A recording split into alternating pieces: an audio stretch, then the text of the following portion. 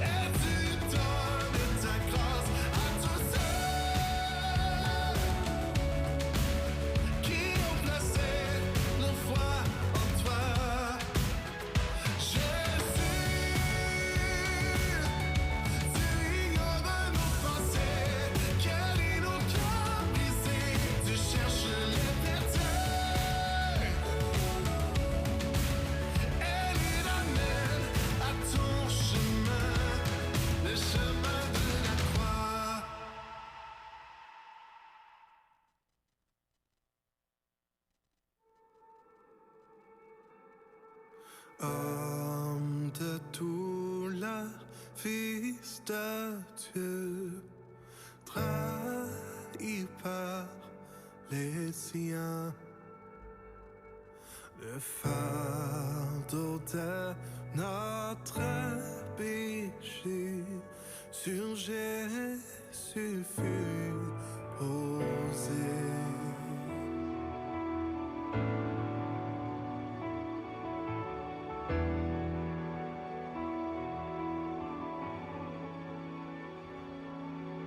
C'est lui qu'on a méprisé, faussement accusé, blessé, meurtri et humilié, d'épines couronné.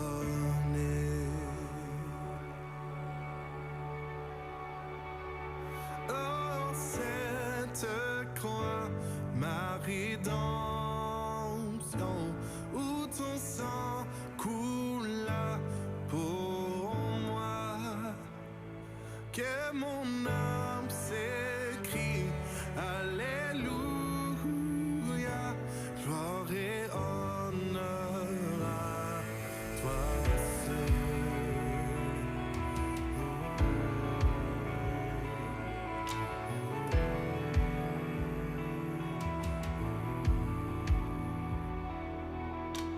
Venu du ciel sur la terre pour nous réconcilier,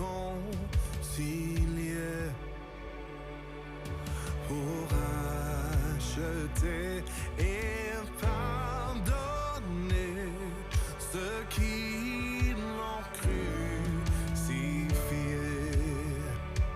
Oh, cette croix, ma rédemption, où ton sang coula pour moi, que mon âme s'écrie. Alléluia, gloire et honneur à toi seul. Ma dette est payée, elle est effacée par le sang précieux que Christ a versé, le péché est vaincu.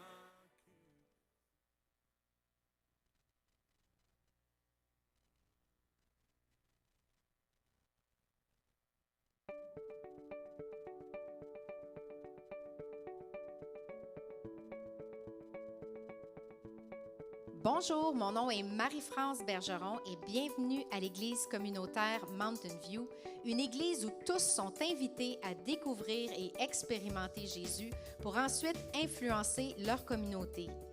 Pour ceux de vous qui sont nos invités pour une première fois, sachez que nous sommes un groupe de croyants passionnés par une foi en Jésus.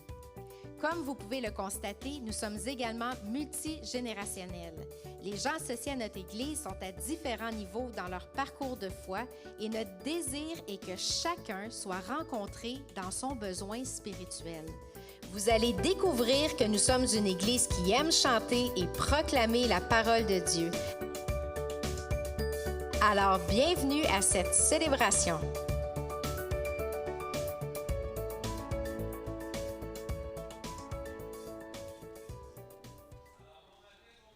C'est agréable d'entendre la voix des gens qui sont heureux de se rencontrer. Je vais juste vous introduire avec un mot de prière avant qu'on débute en louange. Je vous invite à prendre vos places.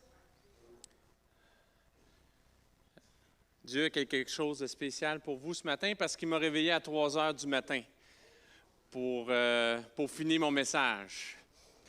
Alors, c'est que vous êtes important. Il pensait à vous. Il n'a pas pensé à moi, mais il pensait à vous. Merci Seigneur Jésus de ta fidélité et de ta grandeur. Ce matin, nous t'invitons à prendre place au milieu de nous. Nous nous attendons à quelque chose de spécial de toi, une touche vraiment spéciale. Et je te prie de faire tout selon ta volonté souveraine, éternel Dieu. Parle à nos cœurs, parle à nos vies, amène-nous plus loin, Seigneur, et que toute gloire, tout honneur et toute louange te reviennent à toi et à toi seul. Au nom de Jésus, j'ai prié. Amen. Bon matin, j'espère que vous allez bien. Good! Écoute, le premier chant ce matin s'appelle « Quand tu parles ». Et puis, la raison pour laquelle je voulais l'apporter ce matin, c'est parce que je sais qu'il fait un petit peu plus froid, on a sorti les laines, mais la beauté de la chose, c'est que la nature parle en ce moment. Quand les feuilles changent de couleur, on a emmené l'extérieur à l'intérieur, il y a des feuilles de couleur ici. Et puis, ce que je trouve beau, c'est qu'on peut vraiment tirer de la nature, en fait, parce que c'est Dieu qui est le créateur. Et puis, c'est à travers ce qu'il a créé qu'on peut voir comment il est, comment il agit. Fait que ce matin, c'est pour ça que je voulais commencer avec « Quand tu parles ».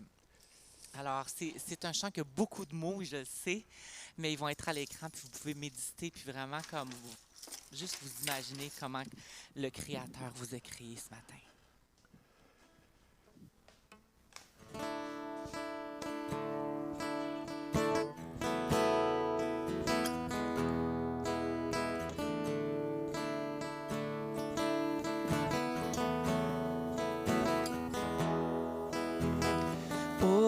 Créateur, là au départ, bien avant le début des temps.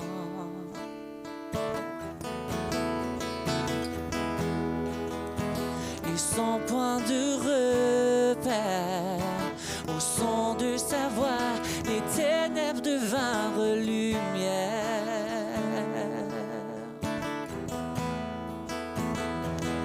Et quand tu parles,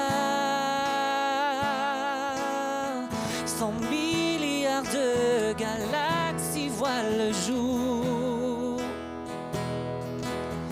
Et les planètes sont façonnées par ton souffle. Si les étoiles t'adorent, je t'adorerai. Je vois ton cœur dans tout ce que tu as fait. Chaque étoile qui brille témoigne de ta grâce. Si la création te loue, je te louerai.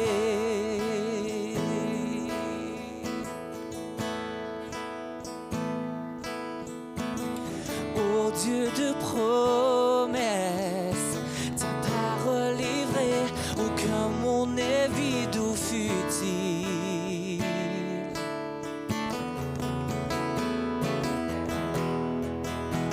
Et quand tu l'ordonnes, la nature et la science s'alignent au son de ta voix.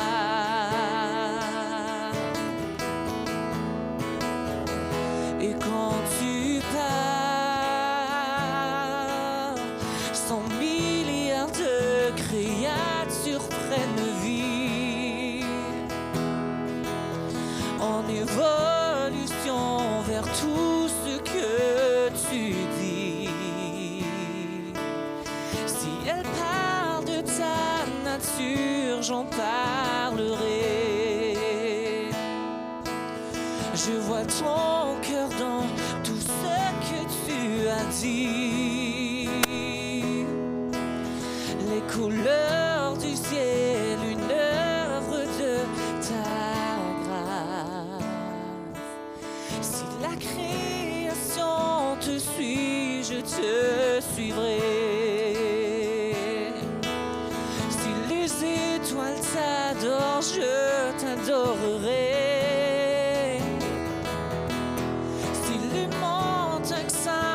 Je m'inclinerai. Oh, oh, et si les mers t'exaltent, je t'exalterai. Car si tout sur terre existe pour te louer, je te louerai. Si les vents suivent ta direction, je suivrai. Si les pierres chante, je chanterai. Oh, oh, oh. Si la somme de nos louanges semble infime, alors nous chanterons encore et encore.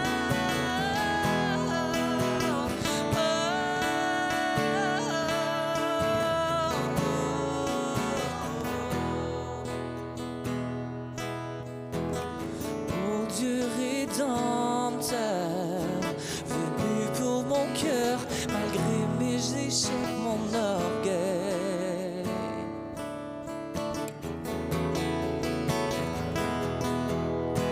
Et sur cette colline, la lumière du monde délaissée à l'obscurité.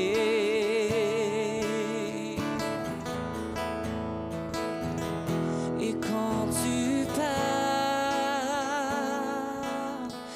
mes 100 milliards d'échecs disparaissent.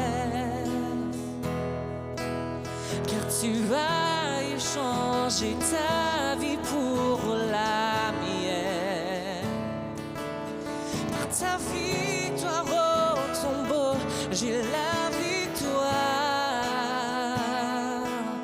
Je vois ton cœur dans tout ce as fait. Tu nous tisses dans le chef-d'œuvre de ton amour. Si tu as tout donné, je veux tout donner. Je vois ton cœur sous 8 milliards de facettes. Chacune un enfant si précieux à tes yeux. Si tu as choisi d'aimer, je veux aimer comme tu le feras 100 milliards de fois.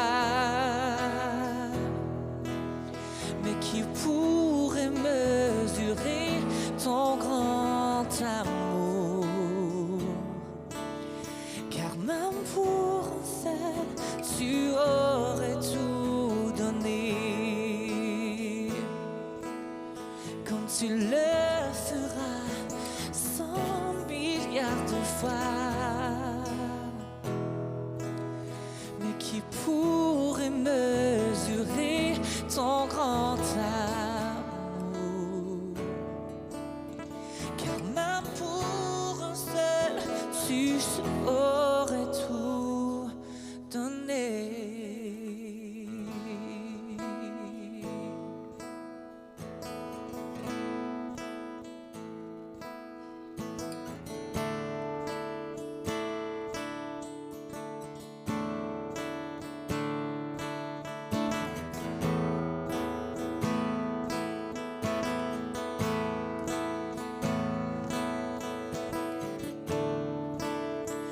Nous tenons face au mur.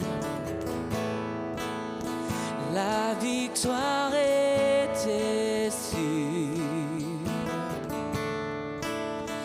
Tu ne nous as jamais laissés.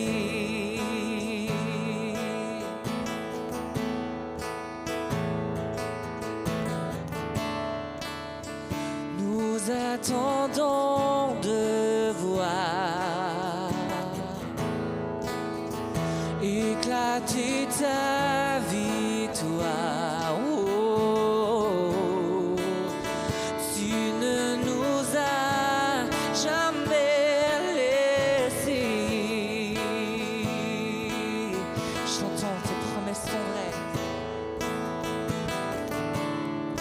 Tes promesses sont vraies et ta fidélité durera jamais. Gardé par ta main, conduit sur ton chemin, tu ne failles jamais.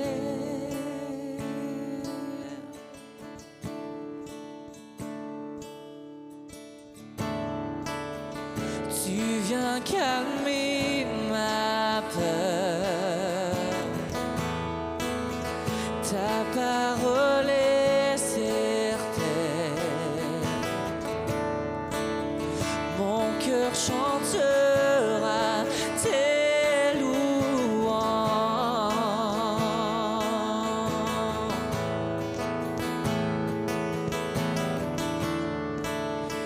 Jésus, tu m'as comblé de ton amour parfait. Mon cœur chantera tes louanges. Chantons tes promesses. Tes promesses sont vraies et ta fidélité durera jamais. Gardé par ta main, conduit sur ton chemin, tu ne faillis jamais. Mes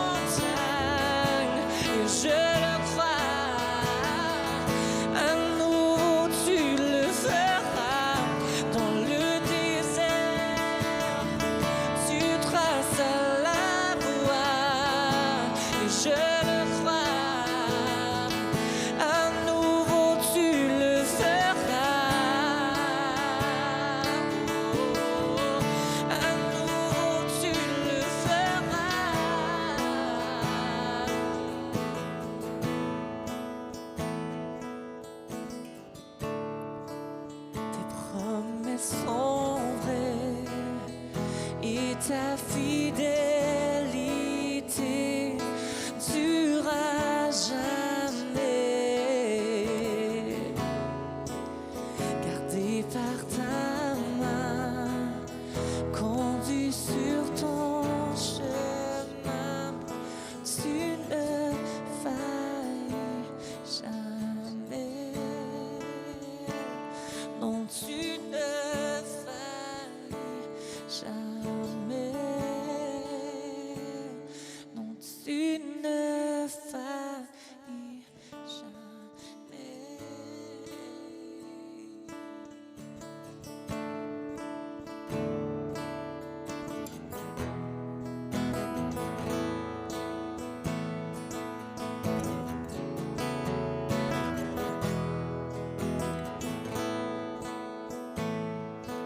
Tu m'as ébloui par des mélodies, tu m'entoures d'un chant d'amour. Tu m'as délivré de mes ennemis, alors mes peurs s'enfuient.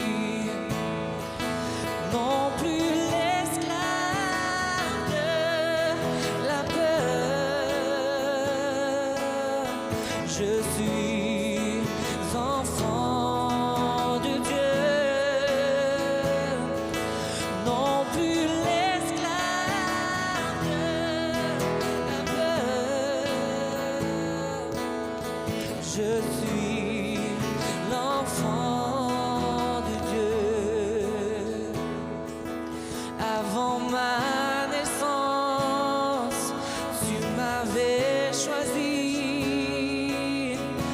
Tu connaissais mon nom. Tu m'as fait renaître. Tu m'as adopté.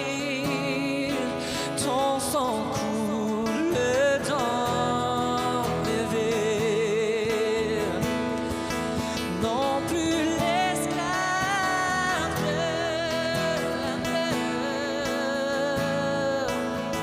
je suis enfant de Dieu.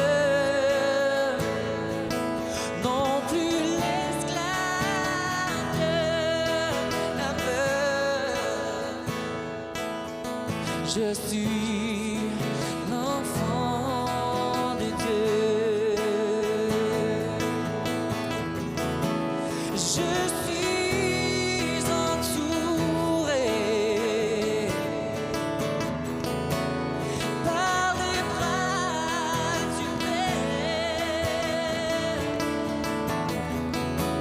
Je suis entouré de ces chants de délivrance.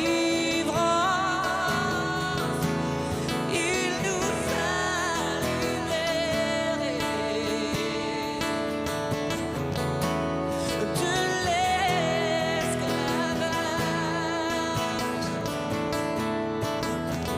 puisque nous sommes ses enfants. Chantons-le d'une seule voix. Oh,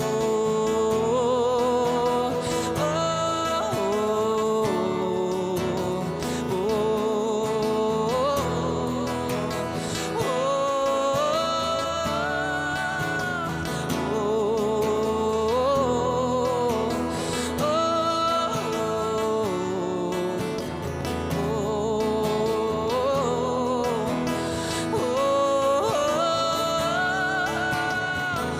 oui, je suis entouré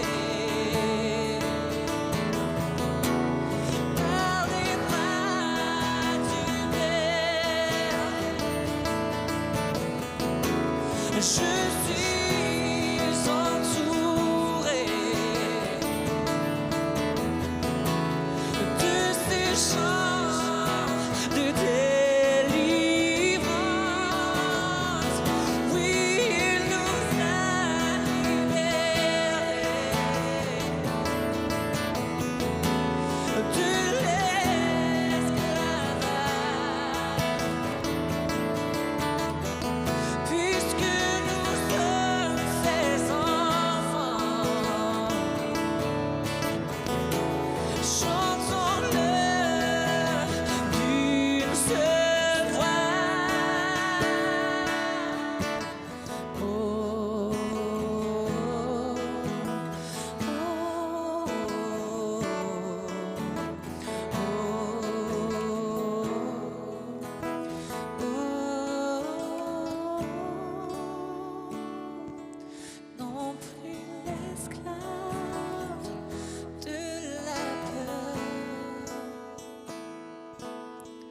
Je suis l'enfant de Dieu, non plus l'esclave de la peur. Je suis l'enfant de Dieu. Je vous entends chanter. Non plus l'esclave de la peur. Je suis l'enfant de Dieu. Non plus l'esclave de la peur. Je suis l'enfant de Dieu. Je suis enfant de Dieu.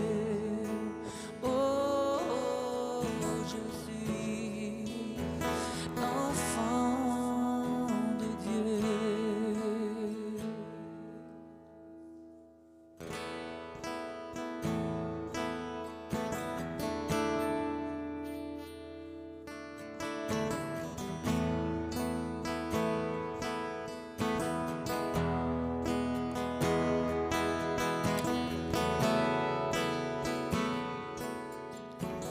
Jésus, merveilleux nom, qui est semblable à toi, ô Dieu.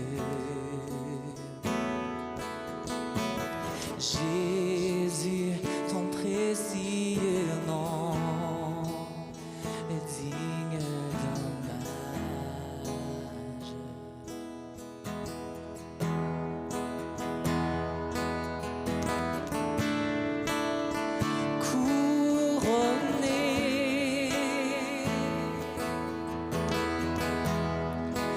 Rayonnant de majesté,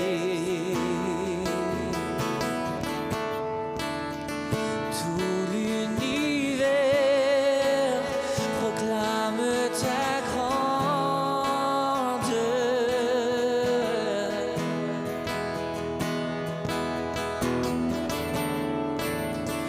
Glorifié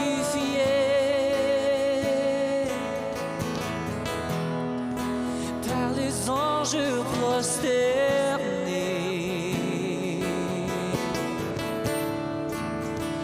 tu es assis à la droite du Père. Jésus, merveilleux nom, qui est semblable à toi, ô Dieu. Jésus, ton précieux nom est digne d'hommage.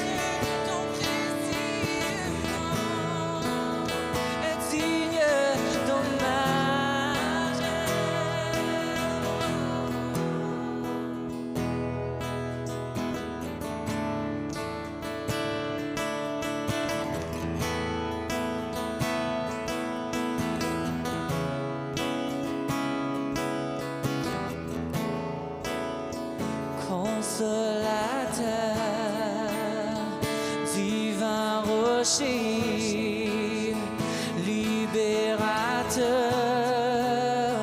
prince de la paix, Dieu créateur, Fils bien-aimé, Roi serviteur, Seigneur couronné, commencement, ultime fin, soleil levant, étoile du matin, Dieu tout-puissant, Dieu trois fois saint, Sauveur vivant, Maître souverain. Jésus, merveilleusement, qui est semblable à toi, oh Dieu. Jésus, ton précieux nom est digne d'hommage.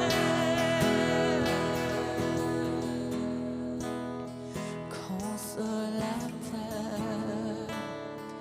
divin rocher, libérateur,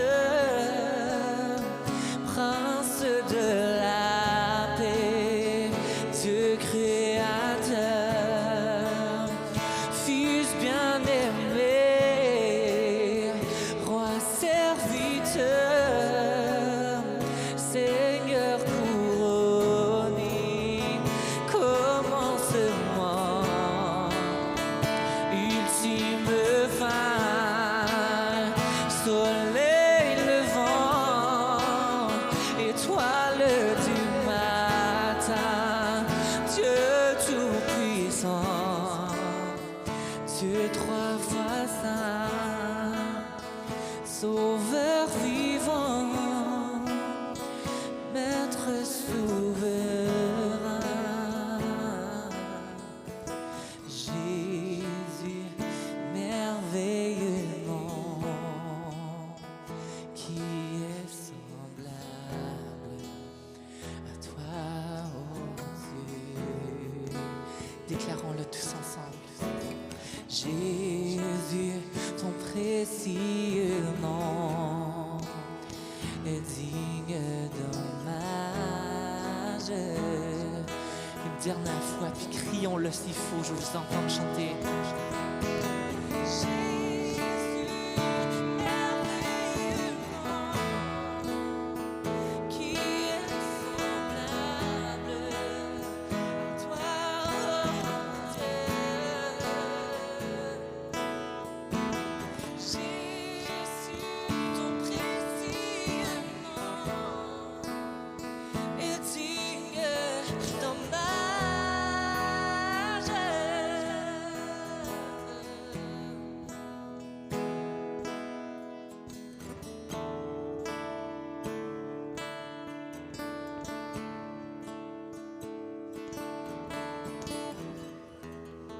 Merci, Éternel. Merci pour ton précieux nom.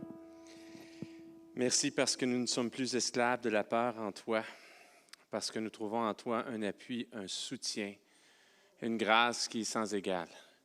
Éternel Dieu, je veux ouvrir cette réunion à ta présence, ce rassemblement à ta présence. Et je tiens à te remercier à l'avance des choses que tu vas faire, non seulement pour chaque personne qui est ici en ce lieu, mais pour moi-même, Seigneur. Le message que je m'apprête à prêcher est aussi pour moi. Et vraiment, gloire à toi, Seigneur Jésus, pour tout ce que tu es, pour ta fidélité, que nous puissions appliquer ce que tu veux nous communiquer ce matin, que nous puissions le mettre en pratique et que vraiment toute gloire, tout honneur, toute louange te revienne à toi et à toi seul. Au nom de Jésus, j'ai prié. Amen. Vous pouvez vous asseoir. Je n'aurais pas pu choisir de meilleurs chants ce matin. Et pour ceux qui me connaissent, j'ai tendance des fois à m'emporter. C'est pour ça que c'est toujours une bonne chose que je prêche assis. Ça vient tempérer l'intensité et des fois même le niveau de décibels. Alors, si jamais vous me trouvez que je parle un peu trop fort, je m'en excuse d'avance et vous pourrez avoir compassion de mon épouse qui a à supporter non seulement un pinard, mais 4 pinards avec à peu près le même niveau de décibels, plus ou moins, hein? Plus ou moins la même chose. Le titre de mon message aujourd'hui, c'est peux-tu l'afficher, s'il te plaît? Un voisinage amical selon Jésus. Et ceux qui me connaissent, je lance souvent un titre, puis c'est pour vous déstabiliser un petit peu. Là, vous vous attendez à quelque chose, ce n'est pas du tout ça qui arrive. Et ce ne sera pas du tout ça qui arrivera ce matin. Ça peut vous sembler un titre alléchant, un titre, on dit un bon message doux, tranquille, un voisinage amical selon Jésus. Mais pour avoir un voisinage amical selon Jésus, il y a du travail à faire. Ça ne vient pas tout seul. Ça ne vient pas simplement et ça ne vient pas tout seul. Et Dieu vous aime vraiment parce que, alors que je préparais ce message-là, j'avais mon idée en tête. Hein? C'était quelque chose que je voulais faire. Et Marie, elle stresse toujours sur les messages. Elle trouve que je ne suis jamais assez prêt à l'avance. Puis, tu sais, je suis prêt. Je sais à peu près quoi le message. Mais ça arrive très souvent qu'il y a des modifications de dernière minute ou des ajouts ou des précisions qui arrivent dans des fois, c'est les heures, les minutes avant le message. Et là, c'était c'était à 3 heures du matin à 3 heures du matin que c'est arrivé, ce download-là, ce message-là. Et c'est vrai, c'était vraiment particulier, là. Puis j'ai remercié Dieu. Et je me suis rendormi, puis je me suis réveillé à 4 heures, puis j'ai remercié Dieu encore, puis j'ai remercié à 4h30. Puis après ça, je me suis levé, puis j'ai fait les changements qui étaient nécessaires dans ce message-là. Un voisinage amical, oui, c'est du travail. Et je veux peut-être défaire l'image qu'on se fait de ce que c'est, comment Jésus touche l'humanité. Et moi, ce que je vois dans les Écritures, comment l'approche de Jésus face à l'humanité, c'est qu'il y a toujours un message qui est concentré, que ça va de la foule à la personne. Alors, il touche, il guérit, il enseigne la foule. C'est très général, c'est pas spécifique. Et ensuite, il forme, il a formé, il a habilité, il a prié, il s'est investi dans un petit groupe. Ses disciples, ceux qui étaient un petit peu plus proches, il y avait les disciples 250 puis les 12. Et il a impacté, s'est intéressé à aimer des individus proches de lui en prenant le temps nécessaire pour le faire. Comme il l'a fait avec Jean, comme il l'a fait avec Pierre, comme il l'a fait avec Marie-Madeleine, comme il l'a fait avec un paquet de personnages bibliques. On a des prénoms. Quand tu as un prénom, ça veut dire qu'il a pris le temps de s'investir sur ces personnes-là. Et c'est vraiment l'emphase est l'enseignement est général, mais l'emphase de l'impact de Jésus dans la vie des hommes est personnelle. C'est vraiment particulier. Sauveur de l'humanité qui est là et qui prend le temps d'agir de façon personnelle chez les gens. Nos fantasmes à nous, comme assemblée, comme chrétiens, comme Église, c'est qu'on veut impacter et s'intéresser, aimer les foules. Hein? On veut avoir un grand impact, on veut que ça marche, on veut qu'il y ait du monde. Et en enseignant, en touchant, en guérissant rapidement les individus et avec un minimum de formation, de prière, d'investissement et de développement d'habileté. On veut un retour sur l'investissement rapide. Moi, je travaille dans le domaine privé. Il y a des compagnies qui ne font pas d'investissement s'ils n'ont pas un retour sur l'investissement en 3 ans, en 5 ans. Ça bouge extrêmement rapidement. Ça vaut-il la peine? Est-ce que l'argent que je vais investir, je vais en gagner plus au bout de 3 ans? Je vais avoir un retour. Tout mon investissement va avoir été payé, puis je vais commencer à faire des bénéfices dans un court terme. Ça, c'est notre vision humaine des choses. Jésus n'a pas travaillé comme ça. S'il travaillait sur un retour sur l'investissement rapide, ça n'a pas marché, là. Parce qu'à sa mort, ce n'était pas un gros groupe qu'il y avait, là. C'était un très petit groupe. Jésus fait les choses de façon complètement différente. Il les fait d'une façon beaucoup plus personnelle.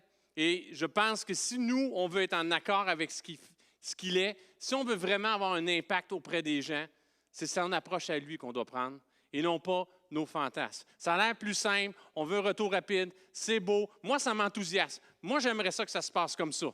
Mais moi, ma vie n'a pas été changée de cette façon-là, n'a pas été changée par un grand événement ou par quelque chose qui est venu de façon surnaturelle. Ça, je pense, c'est un fantasme. On aimerait ça que ça se passe comme ça, mais c'est souvent beaucoup plus personnel. Il y a un travail à faire, il y a quelque chose à faire pour toucher les vies, les gens autour de nous.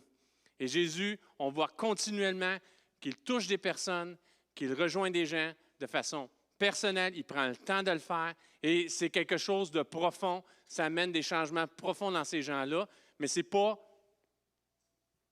la grosse chose. Ça commence dans un voisinage amical, ça commence à une rencontre, ça commence dans un repas, ça commence dans un échange. Et moi, je pense que c'est la façon qu'on doit faire. Mais ce n'est pas évident dans le monde où on est. On vit dans un monde qui a des relations médiatisées. Les réseaux sociaux, la télévision, combien on apprécie certaines personnes sans même les connaître. Les relations médiatisées peuvent faire que nous développons des sentiments forts et l'illusion de connaissances intimes sans jamais rencontrer les personnes. Oh, tel prédicateur, je l'aime, hein? J'ai écouté son message, je l'aime vraiment. C'est vraiment tel.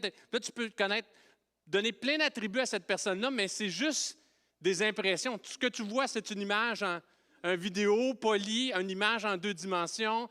Tu vois ses posts sur Facebook, c'est des photos des fois qui sont retouchées sur Photoshop. Comment il s'appelle? Chad? Chadface? Mon garçon faisait ça, un Chadface. Vous savez, c'est qui Chad? Comment ça s'appelle? C'est Super Chad ou... Super Chad. Là, tu le vois, là, c'est l'homme masculin, mâchoire carrée. Puis Zachary fait des fois des faces de Super Chad. Ça, c'est la relation médiatisée par excellence. Super Chad n'existe pas. Super Chad a été faite avec un ordinateur. Il y a une photo à l'origine, mais la photo d'origine ne ressemble pas du tout au Super Chad, là. Mais c'est l'image qu'on se fait, c'est poli, c'est tout. Il y a belle mâchoire, il est parfait. L'image parfaite de la masculinité. Puis des fois, ça en est une farce, là. Zachary faisait rire nos invités l'autre fois en faisant des faces de Super Chad. Tu sais, ça n'existe pas. Il n'y a personne comme ça. Il n'y a personne comme ça. Mais on vit dans un monde comme ça. Puis des fois, on vit dans des églises comme ça. On vit des assemblées comme ça. On reçoit des messages comme ça, tout poli, tout beau, tout parfait, mais médiatisé. Jésus n'était pas médiatisé. Il n'a pas texté à la Samaritaine. Il l'a attendu au puits. Il a pris le temps de s'asseoir avec elle. Et quand il mangeait avec les pharisiens, les gens de mauvaise vie, ce n'était pas pour faire une séance de photos après puis mettre ça sur Instagram. Mais c'est ça, notre culture, tout ça vient un peu nous enlever le contexte que c'est réellement. Et pour avoir un impact dans les gens qui nous entourent, à changer cette ambiance-là, il va falloir qu'on change notre mentalité. On ne pourra pas y aller de cette façon-là parce que ce n'est pas de cette façon-là que ça marche. Pas du tout, du tout, du tout, du tout. Parce que, voyez-vous, dans Matthieu 7, versets 21 à 23, c'est Jésus lui-même qui le relate. Ceux qui me disent « Seigneur, Seigneur » n'entreront pas tous dans le royaume des cieux, mais celui-là seul qui fait la volonté de mon Père qui est dans les cieux. Plusieurs me diront en ce jour-là « Seigneur, Seigneur, n'avons-nous pas prophétisé à ton nom? N'avons-nous pas chassé les démons par ton nom? Et n'avons-nous pas fait beaucoup de miracles par ton nom? Alors je leur dirai ouvertement, je ne vous ai jamais connus. Retirez-vous de moi, vous qui commettez l'iniquité. » C'est ça le danger d'avoir une relation médiatisée, même comme chrétien. D'avoir lu le livre, d'avoir fait les choses, d'avoir appris la méthode, de la répéter, puis de ne pas être en contact avec la personne qui a inspiré toutes ces choses-là, qui est Jésus. Jésus a priorisé les relations personnelles et le voisinage dans la communication de l'Évangile. Est-ce que nous, on ne devrait pas faire de même? Est-ce que ça ne devrait pas être notre priorité à nous? Jésus s'est arrêté pour la Samaritaine. il s'est arrêté pour Bartimée, le fils de Timée, qui criait, qui dérangeait. Il était bien occupé, il y avait une foule, il y avait des choses à faire. Il a changé son agenda pour s'arrêter pour parler à Bartimée. Il y avait la femme qui avait la perte de sang. Toutes des histoires qu'on connaît très bien. Femme qui avait une perte de sang, qui cherchait à toucher Jésus. Jésus s'est arrêté. Il a même dit, il y a une force qui est sortie de moi. Nicodème, qui est venu le voir le soir. Peut-être qu'il était fatigué, Jésus, peut-être qu'il voulait dormir. Pierre, Jean, Jacques, hein, c'est devenu notre expression pour dire un peu tout le monde. Pierre, Jean, Jacques, combien de temps qu'il a passé avec ses disciples? Avec des paralytiques, ça, il y en avait. Mais il guérissait des paralytiques at large, mais il y avait des paralytiques sur lesquels il s'est arrêté. Celui qui était à la piscine de Siloé, celui qu'on a descendu à travers le toit. Il s'arrête à ces personnes-là. Et si tu t'appelles Marie, tu es chanceuse. Parce que Jésus s'est occupé beaucoup des maris. Dis-toi, hey, moi je suis Marie aussi, viens t'occuper de moi. Là. Si jamais tu te sens oublié ou si tu vis un désert spirituel, puis que tu t'appelles Marie, tu dis hey, Jésus, tu en connais des maris. Là. Il me semble que tu avais une relation particulière avec les maris. Viens me voir. S'il ne les a pas oubliés, elle, il ne t'oubliera pas toi non plus. L'Église, née de la Pentecôte, était très axée sur les personnes. Est-ce qu'on ne devrait pas faire nous-mêmes la même chose? Si tu lis dans le livre des Actes, dans le 2e chapitre, qui nous parle là, tout de suite après qu'il y a eu un déversement du Saint-Esprit, c'est ce qui est dans la plupart des spécialistes des Écritures vont dire ben, c'est là que commence l'Église. L'Église de Jésus-Christ commence à ce moment-là. Ils étaient dans la chambre haute. Pierre donne le premier message à une foule. Il y a un paquet de gens qui sont impactés par ce message-là et ils commencent à se rassembler. Et là, ça nous relate un peu ce qui se passait à ce moment-là dans le livre des Actes, 2e chapitre, versets 44 et 47. Beaucoup de gens qui veulent vivre un peu cette relation pure là, de l'Église vont citer ce passage-là, mais puis ils pensent que c'est une croissance explosive, mais moi, je ne lis pas ça du tout là-dedans. Je vois quelque chose qui est très personnel. Tous ceux qui croyaient étaient dans le même lieu et ils avaient tout en commun. Il y avait des efforts qui se mettaient là. Ils vendaient leurs propriétés, leurs biens, ils partageaient les produits entre tous selon le besoin de chacun. Ils étaient chaque jour tous ensemble, assidus au temple. Il y avait une discipline spirituelle. Ils rompaient le pain dans les maisons et prenaient leur nourriture avec joie et simplicité de cœur, louant Dieu et trouvant grâce auprès de tout le peuple. Et le Seigneur ajoutait chaque jour à l'Église ceux qui étaient sauvés. Et moi, dans le ceux qui étaient sauvés, c'est une personne à la fois. Une personne à la fois qui était rencontrée, qui était touchée par ces gens-là, qui étaient consacrés, qui avaient une discipline de vie spirituelle, qui avaient une discipline relationnelle, une vision des choses vraiment particulière, qui avait une priorité de garde. On cherche Dieu, on veut que les choses avancent et qui rencontraient des gens autour d'eux, puis il y avait un impact. Ils avaient un voisinage amical et Dieu était capable d'agir dans ces circonstances-là. Mais il y a un coût pour porter et représenter amicalement Jésus à notre voisinage. Le salut est gratuit. Jésus s'est donné gratuitement pour quiconque sur cette terre. Il a donné sa vie pour payer le prix de notre péché. Mais alors que nous, on le reçoit, alors qu'on vit une relation particulière avec lui, alors qu'on est des représentants de qui il est, pour être un bon représentant de qui il est, il y a un coût. Il y a un coût. Il y a une préparation quotidienne générale, un entraînement dans la prière, la lecture, l'écoute et la méditation pour notre relation spirituelle avec Dieu. Il y a un coût. Est-ce que je peux faire une petite parenthèse avec vous? Juste là, juste pour vous donner une analogie. Mes enfants sont tous impressionnés par moi. Parce que, bon, je vous le dis, je marche pour aller au travail. Là, je me suis mis comme ambition de faire du vélo pour aller au travail, mais vraiment, cette année, j'étais vraiment très, très sérieux. Ça fait 2 années que je le fais, mais cette année, c'est comme j'ai battu tous les records. Je vais faire 1000 km de plus que toutes les années passées, c'est sûr. Je suis parti, je pédale. Fait que là, là, on peut peut-être le voir un petit peu, mais pas vraiment, là. Mais Quand je suis devant le miroir, là, les jambes, là, elles sont... Tu sais, tu peux te toucher. Hein, Marie, tu as déjà touché, hein? C'est dur. C'est dur. Ça, tu touches, là, tu sens 2200 kilomètres. 2200, c'est dur, dur, dur. Là, les gars, ils ont pris des ambitions pour moi. Les dire, oh, wow, le père est en forme. Là, ils veulent que je joue au soccer, hein? Dans les hauts 35. Hein? Non, pas les hauts 35, hauts 45. On va commencer par hauts 45. Si je suis bien bon, je vais jouer dans les hauts 35.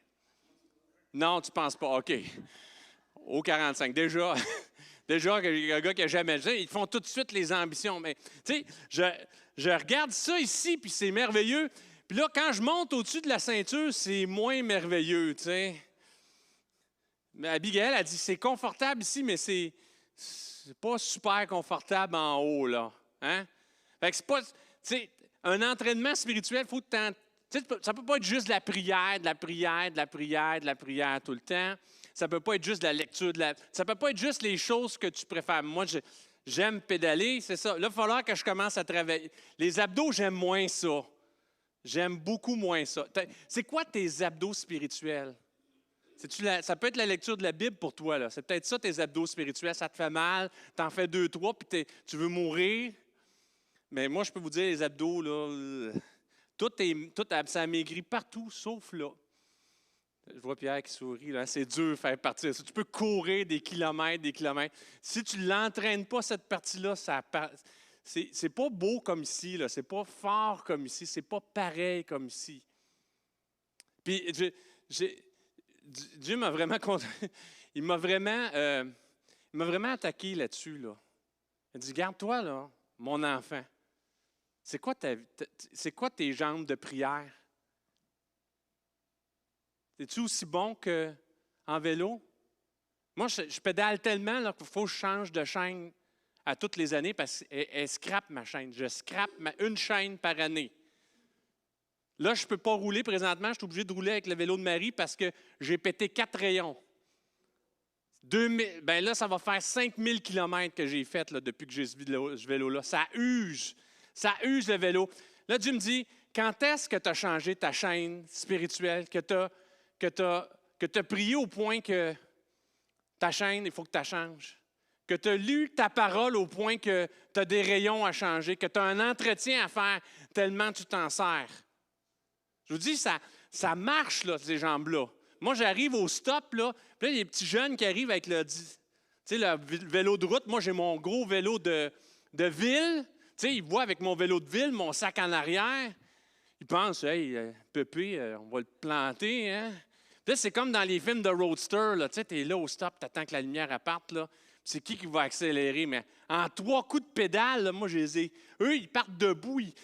Ils veulent partir vite. Moi, j'ai 2200 kilomètres dans les jambes, là, avec un vélo. Puis je monte le pont Jacques-Cartier, là, avec un vélo lourd, là. Je peux te dire, sur le plat, ça part. Mais Dieu me dit, quand est-ce que tu pars comme ça en prière? Quand est-ce que tu pars comme ça en méditation? Quand est-ce que tu cherches ma face comme tu fais du vélo à tous les jours? 30 minutes à tous les jours, je te dis, j'ai des jambes de Louis Armstrong. Là. J'ai des jambes Louis Armstrong, comme des jambes comme ses joues. C'est qui le Lance Armstrong. Moi, mais sachant qu'il a triché, je préfère Louis Armstrong. Mais Dieu, c'est pas mon message, là. C'est lui qui me travaille là-dessus. Tu prêches là-dessus, c'est vrai. Tu veux avoir un environnement agréable autour de toi, il va falloir que tu sois discipliné spirituellement. De la même façon, je vous dis, le lundi, ça va bien faire du vélo. Arrivé le vendredi, là, monter le pont Jacques-Cartier, ça ne monte pas aussi vite. Des fois, hier, tu as mal aux jambes, tu sais.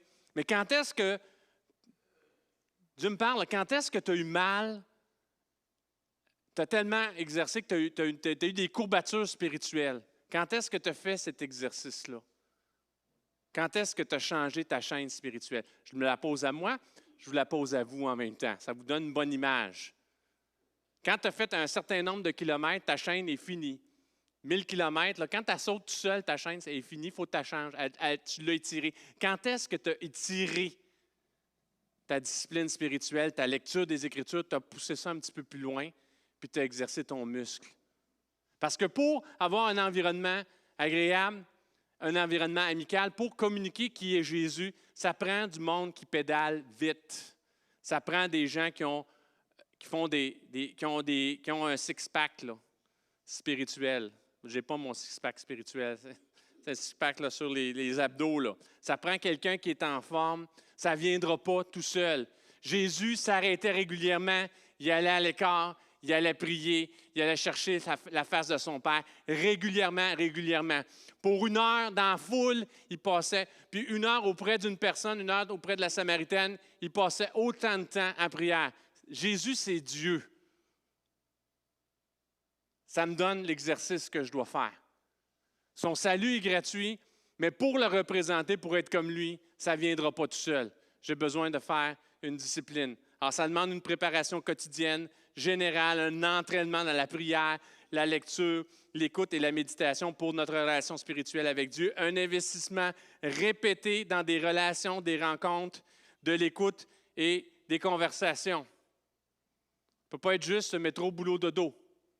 Là, déjà, je me fais challenger encore une autre fois. Ils veulent que j'aille des amis, ils veulent que je joue au soccer. Ils sont plus vieux, là, j'ai pu aller voyager tout le temps. Là, ils trouvent que papa, tu n'as pas de temps, tu n'as pas d'amis, tu n'as pas de vie. Puis c'est vrai, on a besoin, nous comme chrétiens, on peut pas juste dans notre bulle, on a besoin de rencontrer des gens. Comment on veut présenter l'Évangile si on est tout le temps entre nous autres? On a besoin de sortir, ça prend du temps. Ça prend le temps nécessaire à ce que l'Esprit de Dieu nous conduise et fasse son travail dans les vies. Ça prend d'être conduit, ça prend d'écouter, de savoir, d'être dirigé par Dieu. Encore là, une autre discipline. Et ça prend de la patience pour voir les semences grandir, enlever les mauvaises herbes. On a découvert ça, que tu les enlèves une fois, puis ce n'est pas suffisant de les enlever une fois. Ils reviennent après. Enlever les mauvaises herbes, récolter les fruits, ça prend un temps pour faire toutes ces choses-là. Développer un voisinage amical, c'est une approche qui est simple, mais cependant exigeante. Un fardeau qui est humain, mais avec des responsabilités qui reposent sur Dieu. Et c'est là que le download est venu à 3 heures du matin. Il m'a donné 3 phases, 3 choses simples à faire, mais qui nécessitent une certaine discipline. Première chose, c'est porter les qualités et la présence de Jésus. C'est ça qu'on a à faire. C'est ça notre responsabilité, c'est ça ma responsabilité, d'être comme lui, de le représenter, d'être à son image, d'être plus comme lui. Et puis là, ça fait « ouch », ça fait « aïe aïe », parce que c'est loin d'être le cas, là. Ça fait comme ma comparaison entre ça, c'est ce que je devrais être, puis ça, c'est ce que je suis vraiment. Un peu bedonnant, un peu les bras flasques et mous, pas aussi en forme que je devrais être, pas aussi prêt que je devrais être. C'est un défi, c'est une tâche. Ça, c'est à nous. C'est à nous, ça ne viendra pas tout seul, mais c'est surprenant. Parce que moi, je n'avais pas l'intention d'être un athlète. Quand j'ai recommencé cette année, je revenais de la COVID. J'avais eu la COVID l'hiver. Je n'étais pas en forme au mois de mars, hein? Mais pas du tout en forme. Profil pas mal plus lourd, pas mal. Quand j'ai commencé à monter les côtes sur Jacques-Cartier, ça ne montait pas vite, mais pas vite du tout. Je disais, qu'est-ce que je vais faire dans cette galère-là? Ça n'allait pas bien, c'était long.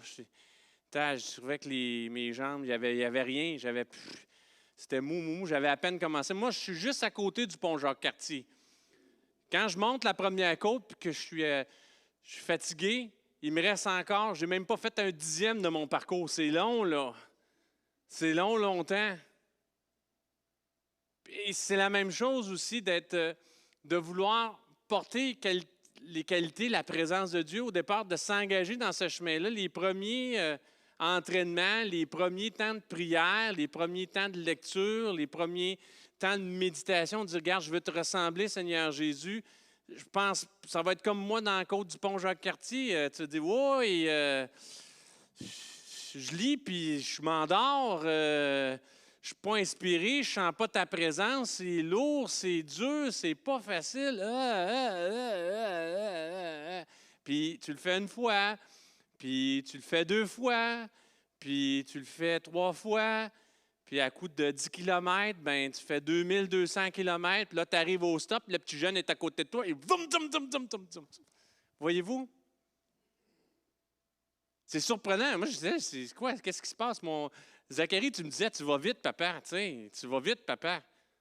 Eh bien, c'est ça.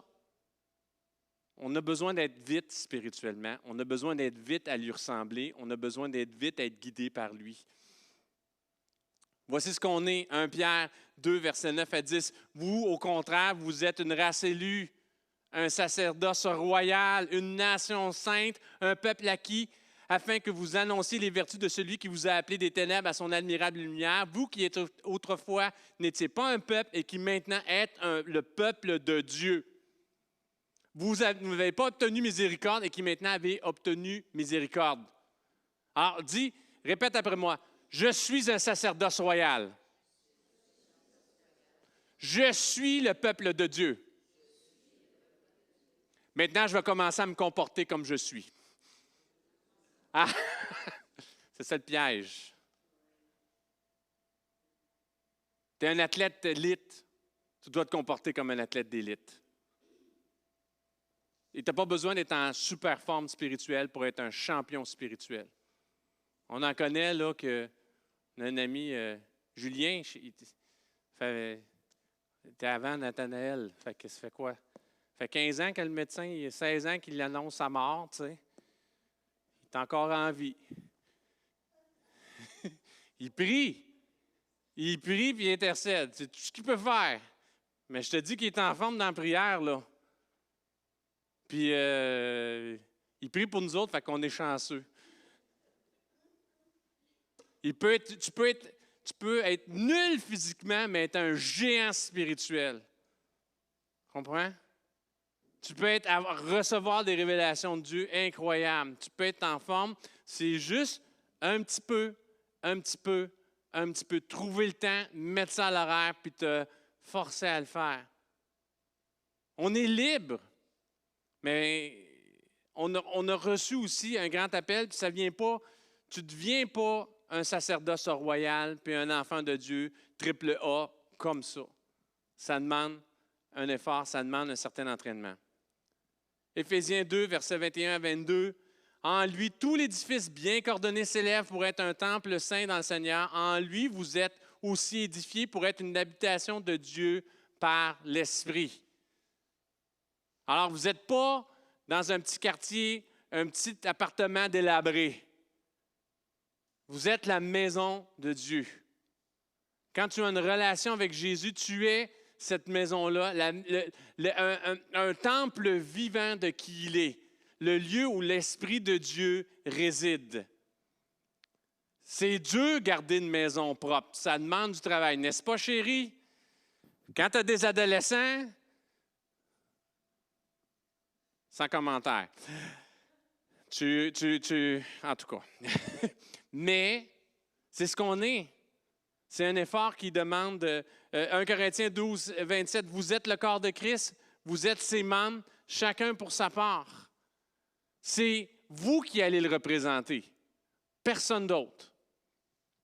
C'est dans son plan, il a décidé que, regardez, je vais être présent, je vais être actif dans ce monde à travers des êtres limités, à travers des êtres que je vais avoir transformés en mon image. Notre part, c'est juste de dire, regarde, me voici, sers-toi de moi. C'est juste dans cette marche-là, je veux te représenter un peu plus. Je veux être ta maison, je veux être ton temple, je veux être ton corps, je veux être celui que le monde va voir. Il n'en verra personne d'autre que nous. Personne d'autre. Sinon, pourquoi il nous aurait appelé son corps, son incarnation? Il s'incarnera aucunement, d'aucune autre façon que par des êtres humains. Et ça ne sera pas un super pasteur, un super évangéliste, un super homme ou une super femme de Dieu. Ça va être chacun d'entre nous qui le représenteront.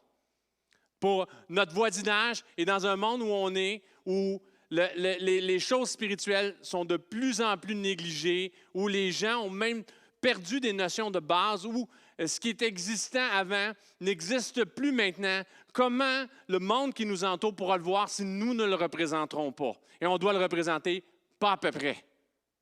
Pas à peu près. Ça doit pédaler. Il doit y avoir du kilométrage dans notre année, dans notre semaine. C'est tout un défi. Et je vous dis ça en toute humilité, sachant que j'y suis pas.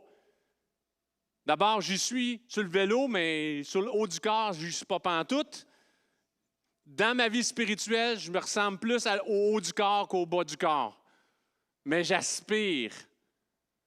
Je n'ai pas fait exprès pour pédaler vite. J'ai juste fait à tous les jours. Puis je me suis réveillé au bout de l'année à regarder tu sais, ça m'arrêterait bientôt, là, avant l'hiver. J'ai encore 1 mois de pédalage à faire. Là. Je vais faire au moins 1000 km de plus que ce que je faisais les autres années. Juste parce que je l'ai fait à tous les jours. À tous les jours. À tous les jours. Et à tous les jours, de le faire un peu, de dire, voici, je suis ton temple, je veux te représenter, je veux être plus près de toi, je veux être une meilleure image de qui tu es, de lui donner une place à tous les jours. Tu pourras te regarder en priant, dans un miroir spirituel, puis te surprendre des paroles qui sortent de toi, de la sagesse qui est là, des choses que tu es capable de communiquer. Alors, comme je disais tantôt, porter les qualités et la présence de Jésus et être conduit par le Saint-Esprit. Tu le représentes, c'est ta responsabilité. Ensuite, ça devient un peu plus facile. Parce que quelqu'un qui le représente, je veux t'assurer que Jésus, l'Esprit de Dieu va le conduire. Tu vas être un outil utile entre ses mains. Si tu passes par-dessus ta colère, si tu revais, tu te déshabilles du vieil homme, tu revais le nouvel homme, la nouvelle femme, la nouvelle personne en Jésus-Christ, tu te dis, wow, aujourd'hui c'est comme ça que je marche, c'est à ça que je vais ressembler. Là, tu deviens une image de qui il est. Et lui, il dit, bon, enfin, je prépare quelqu'un pour toi. Je vais me servir de toi. Et là, tout ce qu'on a à faire, c'est d'être à l'écoute, d'être conduit par l'Esprit de Dieu. C'est Jésus lui-même qui a fait cette promesse-là dans l'Évangile de Jean, 16e chapitre, verset 13. Quand le Consolateur sera venu, il parle de l'Esprit, du Saint-Esprit, l'Esprit de vérité. Il vous conduira dans toute la vérité, car il ne parlera pas de lui-même, mais il vous dira tout ce qu'il aura entendu. Il vous annoncera les choses à venir. Il va vous montrer un chemin à suivre. Galates 5, 25. Si nous vivons par l'Esprit, marchons aussi par l'Esprit. Laissons-nous guider. Psaume 32, 8, un de mes versets favoris. Je t'instruirai et te montrerai la voie que tu dois suivre. Je te conseillerai. J'aurai le regard sur toi. Ça fait peur d'être chrétien dans le monde qui nous entoure, en voyant des fois des réactions, mais des fois l'agressivité des gens qui sont autour de nous. Mais si tu ressembles vraiment à Jésus, si ces changements-là prennent place à l'intérieur de toi, si tu commences à avoir des bonnes jambes spirituelles, des bons abdos spirituels, des bons bras spirituels, il va te conduire, tu vas être éclairé, tu vas avoir des paroles justes, ça sera des rencontres comme il l'a eu avec la Samaritaine, comme il l'a eu avec la femme qui avait une perte de sang, comme il l'a eu avec Marie-Madeleine, comme il l'a eu avec les gens de mauvaise vie. Tu auras des opportunités, il va te conduire parce que tu seras disponible, tu seras son image, utile, le représentant. Et ensuite, c'est laisser l'Esprit Saint faire l'œuvre de conviction. Ce n'est pas à nous à convaincre, ce n'est pas à nous à faire une différence, mais quand il sera venu, il convaincra le monde en ce qui concerne le péché, la justice et le jugement. Tu portes sa présence, tu portes qui il est, tu te laisses guider par lui. Tu arrives, tu le représentes auprès des gens autour de toi et le Saint-Esprit fait un travail dans les cœurs et dans les vies. Il touche, il fait une différence. L'application d'être amical à ses voisins comme représentant de Jésus est un véritable combat spirituel. Un véritable combat spirituel. Arriver à tout ça, je vous en parle doucement, mais arriver à tout ça, c'est une compétition, c'est un combat. On s'entraîne, on se laisse guider, on y va, c'est un combat. Il y a un coût, comme je vous disais tantôt, un coût, une préparation quotidienne, un temps nécessaire, une discipline. Et le livre, quand on regarde, ce que je vais vous lire, c'est un passage qui parle qu'on utilise énormément pour le combat spirituel at large, mais c'est le combat qu'on doit vivre pour représenter qui il est, Jésus, autour de nous, pour être un voisinage, avoir un voisinage amical, un voisinage ouvert à son message. Le livre des Éphésiens est une merveilleuse déclaration du dessein éternel de Dieu. Dans les 3 premiers chapitres, on parle de ça, de ce qu'il a réalisé pour son Église et des conséquences pratiques de ses desseins, les plans de Dieu pour son Église, dans les 3 derniers chapitres. Et ce que je vais vous lire, c'est ce qu'on appelle un peu, en rhétorique, une conclusion. C'est une conclusion. Excusez-moi, mon fil s'accroche. Il est en train de me donner des oreilles à la Prince Charles. Hein? Il y avait une blague qui disait, là, maintenant, quand on va avoir nos nouveaux billets de vin, est-ce qu'il va falloir plier les oreilles avant de les mettre dans notre porte-monnaie? Ça, c'est Radio-Canada, hein, en passant. Tantôt, Zacharie me disait, là, j'ai pensé au Prince Charles. Mais le livre d'Éphésiens, il nous parle de qu'est-ce qu'est l'Église, et après ça, il nous donne qu'est-ce que ça correspond. Et ce que je vais vous lire, c'est, vous allez dire, « Hein, je n'avais jamais pensé que c'était comme ça. » Le livre d'Éphésiens, dans le 6e chapitre, versets 10 à 20. C'est vraiment un passage sur le combat spirituel. Mais ça, c'est la conclusion de ce que c'est. Pratiquement, qu'est-ce que ça veut dire, représenter Jésus et être son Église? Qu'est-ce que ça veut dire? Et je vais vous lire dans 2 versions. Je vais vous lire dans la version Louis II, qui est une version très connue, et je vais vous lire dans la version que moi j'aime beaucoup, de Message, que j'ai traduit en français, qui est une version très, on appelle une version dynamique, appliquée à une interprétation appliquée à l'heure actuelle, pour nous aider un peu à comprendre. Alors, Éphésiens, 6e chapitre, versets 10 à 20. Et là, ne le voyez pas comme on le voit classiquement, très, très souvent dans les églises où on nous enseigne le combat spirituel contre les puissances démoniaques, mais c'est vraiment comme représenter qui est Jésus dans le monde qui nous entoure. Au reste, fortifiez-vous dans le Seigneur et par sa force toute puissance. Revêtez-vous de toutes les armes de Dieu afin de pouvoir tenir ferme contre les ruses du diable, car nous n'avons pas à lutter contre les chairs et le sang, mais contre les dominations, contre les autorités, contre les princes de ce monde des ténèbres, contre les esprits méchants dans les lieux célestes. C'est pourquoi prenez toutes les armes de Dieu afin de pouvoir résister dans le mauvais jour et tenir ferme après avoir tout surmonté. Tenez donc ferme, ayez à vos reins la vérité pour ceinture, revêtez la cuirasse de justice, mettez pour chaussure à vos pieds le zèle que donne l'Évangile de paix. Prenez par-dessus tout cela le bouclier de la foi avec lequel vous pouvez éteindre tous les traits enflammés du malin. Prenez aussi le casque du salut et l'épée de l'Esprit qui est la parole de Dieu. Faites en tout temps par l'Esprit toutes sortes de prières et de supplications. Veillez à cela avec une entière persévérance et priez pour tous les saints.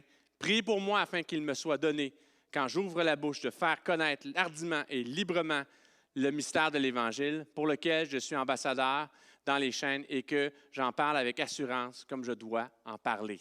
Ça, c'est un entraînement. Ça, c'est un entraînement. Et laissez-moi vous le lire. Moi, j'aime aussi comment c'est interprété dans The Message. En cela, résume à peu près tout. Dieu est fort. Il veut que tu sois fort. Fait que Dieu, il pédale fort, il court fort, il s'entraîne fort. Il veut que tu sois fort. Alors, prends tout ce que le Maître a mis à ta disposition. Des armes bien faites avec les meilleurs matériaux. Et mettez-les en pratique afin de pouvoir résister à tout ce que le diable vous envoie. Il ne s'agit pas d'une guerre de fin de semaine dont on s'éloigne et qu'on oublie en quelques heures. C'est pour de bon un combat à mort contre le diable et tous ses anges. Toucher ton voisinage, c'est tout un combat. Ça demande ton entraînement, ça demande que tu sois prêt, ça demande toutes tes ressources. Soyez prêts. Vous avez affaire à bien plus que vous ne pouvez gérer tout seul. Prenez toute l'aide que tu peux obtenir. Prends toute l'aide que tu peux obtenir, toutes les armes que Dieu a mises à ta disposition. Entraîne-toi, de sorte que lorsque tout sera fini, sauf les cris, tu seras encore debout. La vérité, la justice, la paix, la foi et le salut sont plus que des mots.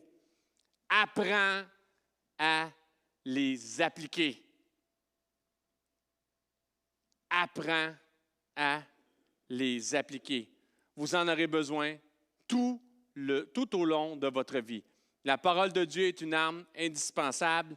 De la même manière, la prière est essentielle dans cette guerre permanente. Priez fort et longtemps. Priez pour vos frères et sœurs. Gardez vos yeux ouverts. Maintenez le moral les uns des autres afin que personne ne prenne de retard et ne se désiste. Comment on va y arriver? On ne fera pas un bootcamp de 3 semaines, on va être sur le dos, là.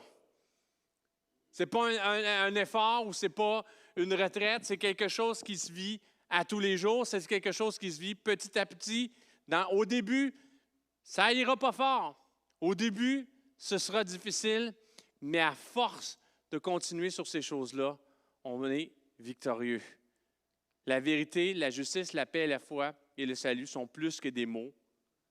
On doit apprendre à les appliquer. On apprend à les appliquer dans nos temps de prière.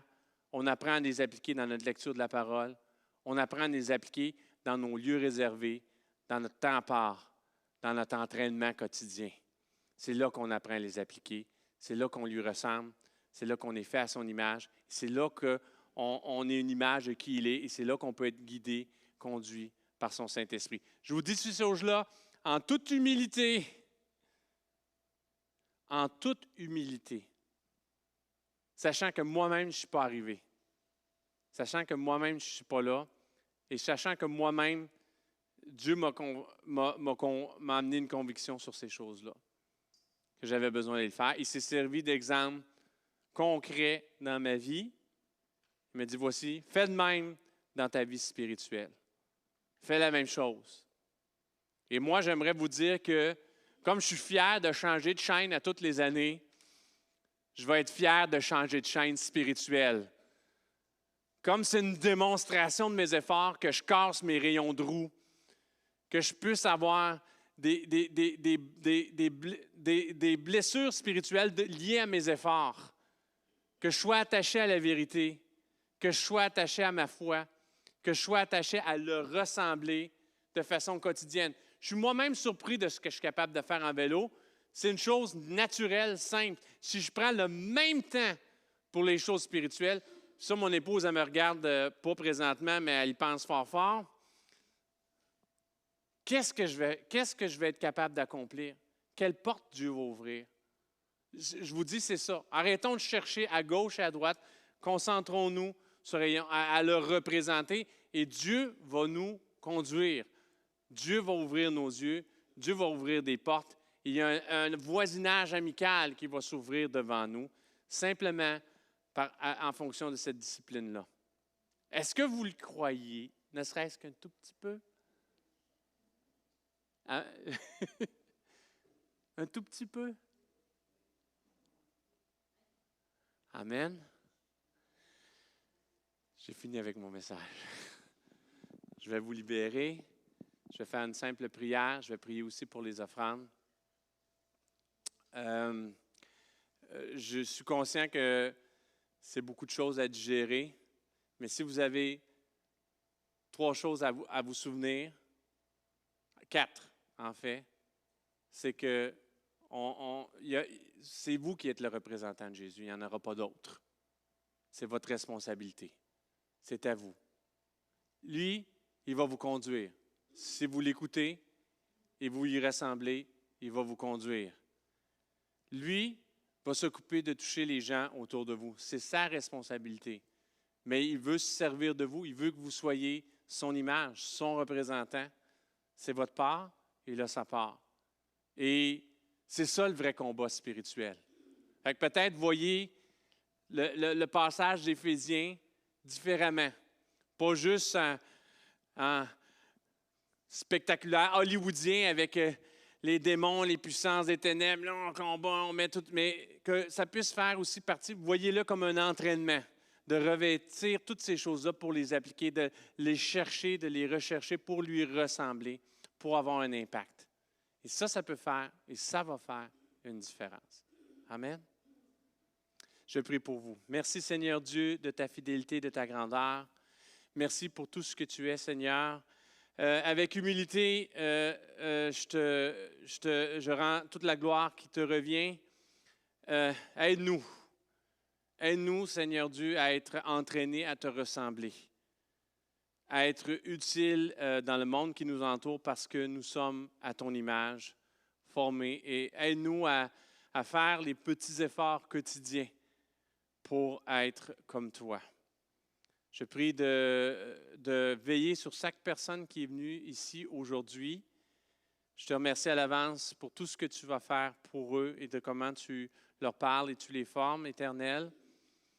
Et je veux prier pour les dîmes et les offrandes que nous allons prendre. Il y a un panier à l'arrière, Seigneur, si quelqu'un veut laisser des dîmes et des offrandes ou s'il veut faire un transfert, ça peut être fait aussi avec Diane qui est dans cette assemblée. Seigneur Dieu, je veux bénir ces offrandes, les élever devant toi comme un témoignage aussi de notre entraînement, de notre service, de notre écoute à toi et notre obéissance à ce à quoi tu nous appelles. Merci à l'avance pour comment tu prends soin de cette assemblée. Merci à l'avance pour les changements que tu fais dans nos cœurs et dans nos vies.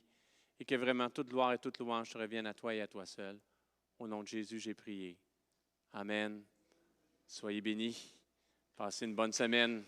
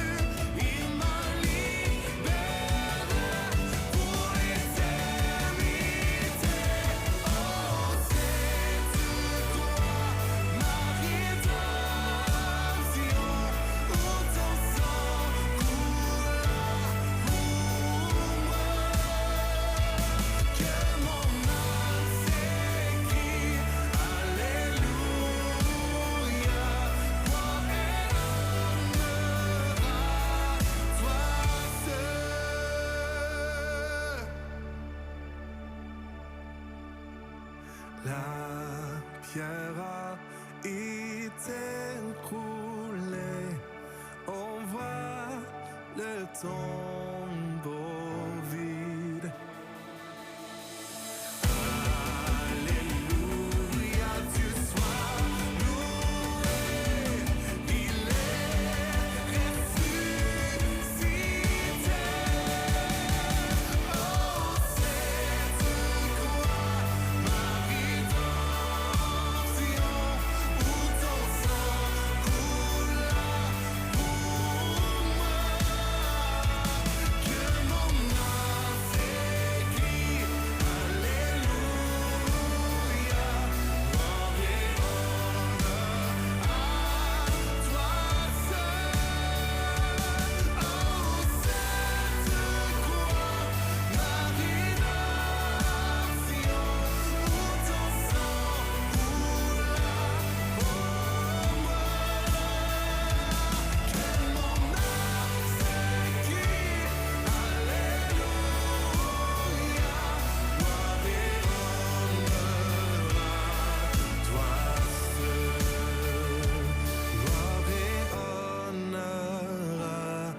Toi seul.